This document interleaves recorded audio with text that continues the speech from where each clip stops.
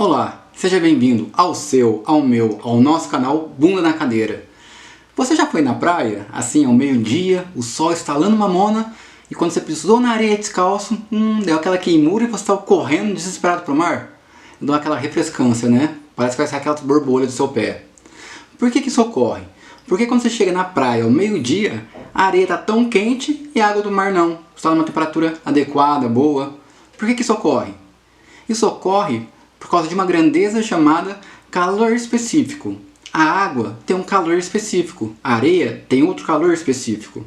Vamos supor que a água ela tem um calor específico, se eu fornecer uma quantidade de calor, vai aumentar 1 grau. A areia tem um calor específico menor que da água. E se eu fornecer o mesmo calor específico que eu forneci na água, a areia vai esquentar 5 graus. É muita diferença. Enquanto um calor consegue aumentar a água em 1 grau, esse mesmo calor consegue aumentar a temperatura da areia já em 5 graus, é 5 vezes a mais. Por isso, quando você vai na praia, ao meio-dia, a areia está tão quente e a água do mar não. Porque os dois, tanto a areia como a água do mar, foi absorvendo calor durante o dia, durante a manhã. Porém, o calor que a água absorveu não aumentou tanto a temperatura como a areia, que aumentou demais. Mas afinal, o que é esse calor específico?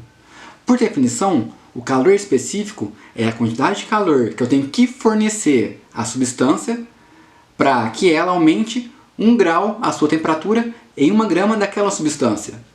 Novamente, o que é calor específico? Por definição, é a quantidade de calor que eu tenho que fornecer a 1 grama da substância para que essa 1 grama aumente 1 grau a sua temperatura. O da água, o calor específico é 1 calorias por gramas graus Celsius. E da areia, o calor específico da areia já é 0,2 calorias por gramas graus Celsius. Ou seja, a água eu tenho que, para elevar 1 grau a temperatura de 1 grama de água, eu tenho que fornecer 1 caloria de calor. Já a areia, para aumentar a temperatura de 1 grama de areia, aumentar 1 grau Celsius, eu tenho que simplesmente fornecer 0,2 calorias. Repare que o calor específico da areia é bem menor. Então qualquer quantidade de calor que eu já forneço para a areia, ela já começa a aumentar sua temperatura demasiadamente, em comparação com a água. E qual a vantagem da água de um calor específico um pouco mais alto? Porque a água, então, ela tem a propriedade de, durante o dia, ela absorve muito calor e muda pouco a sua temperatura.